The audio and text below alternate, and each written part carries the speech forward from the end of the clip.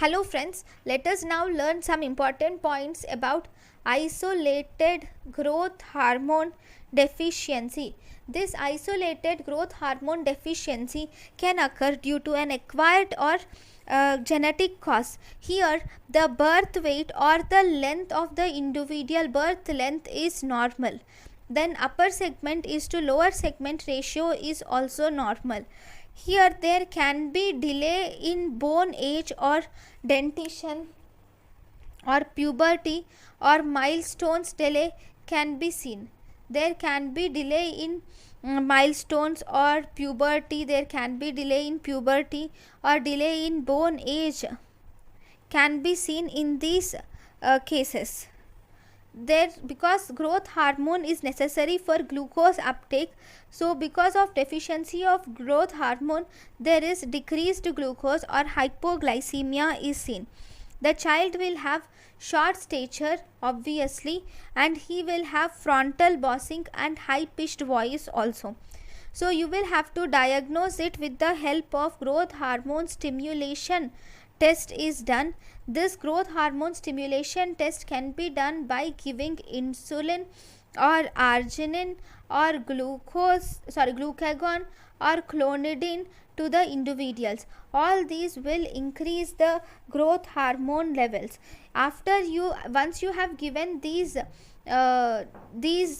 one of these substance, one of this compound, and if you see that the growth hormone level is still less than 10 nanogram per ml, less than 3 nanogram per ml, but you do not need to know the dose of here. You should see the peak growth hormone level. Where is it? Once you give all these, one of these, not all these, once you give one of these, if growth hormone is less than 10 nanogram per ml, then you can call it as growth hormone deficiency. Okay, next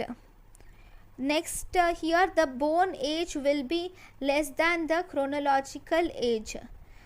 Because of decreased growth hormone, the bones will not properly grow, and obviously bone age will be less than chronological age. Treatment should be given by recombinant growth hormone injections, should be given subcutaneously. So if once you give this growth hormone injections, the side effects, like due to growth hormone injections there can be pseudotumor cerebri can occur, or there can be gynecomastia. There can be side effects like pseudotumor cerebri, gynecomastia, or impaired glucose tolerance can occur. Pseudotumor cerebri, gynecomastia, and impaired glucose tolerance can occur. So these are the adverse effects of growth hormone therapy. That is pseudotumor cerebri, gynecomastia, and impaired glucose tolerance. This is growth hormone deficiency. What about growth hormone excess? Growth hormone excess will result in two things. One, if there is increased growth hormone before the closure of epiphyseal plates, this is based on epiphyseal plate closure.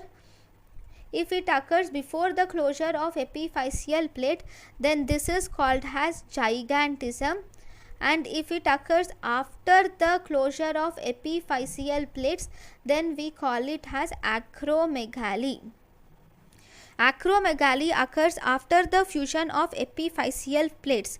This growth hormone excess shows coarse facies, large tongue, especially the acromegaly patient shows coarse facies, large tongue, prognathism, thick skin, and broad nose. Sometimes headache and visual field defects are also seen.